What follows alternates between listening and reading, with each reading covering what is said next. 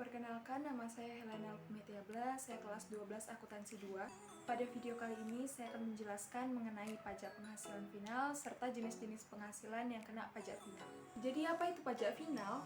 Pajak final adalah pajak penghasilan yang pengenaannya sudah final atau berakhir, sehingga tidak dapat dikreditkan atau dikurangkan dari total pajak penghasilan terutang pada akhir tahun pajak. Jenis-jenis penghasilan yang kena pajak final.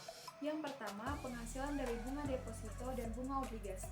Pengenaan PPh atau pajak final sebesar 20% dari simpanan deposito dan 15% dari bunga obligasi atas wajib pajak dalam negeri dan 20% atas wajib pajak luar negeri. Yang kedua, penghasilan dari transaksi hadiah undian.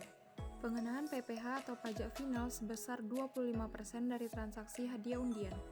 Yang ketiga, penghasilan dari transaksi pengalihan hak atas tanah atau bangunan. Pengenaan PPh atau pajak final sebesar 5% atas tanah dan bangunan milik pemerintah dan selain pemerintah, dan 1% atas rumah sederhana dan rumah susun. Yang keempat, penghasilan dari transaksi penyewaan tanah atau bangunan. Pengenaan PPh atau pajak final sebesar 10% atas transaksi penyewaan tanah atau bangunan. Yang kelima, penghasilan dari usaha jasa konstruksi. Penyewaan PPh atau pajak final saat pelaksanaan konstruksi sebesar 2% atas klasifikasi usaha kecil, 3% atas klasifikasi usaha menengah dan besar.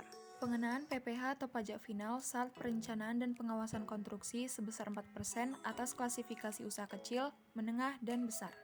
Adapun jenis lainnya, penghasilan dari transaksi penjualan saham di Bursa Efek, penghasilan dari perusahaan pelayaran Indonesia, penghasilan neto fiskal, dan penghasilan dari wajib pajak luar negeri yang memiliki kantor perwakilan di Indonesia. Demikian penjelasan mengenai pajak penghasilan final serta jenis-jenis penghasilan yang kena pajak final. Sekian dan terima kasih.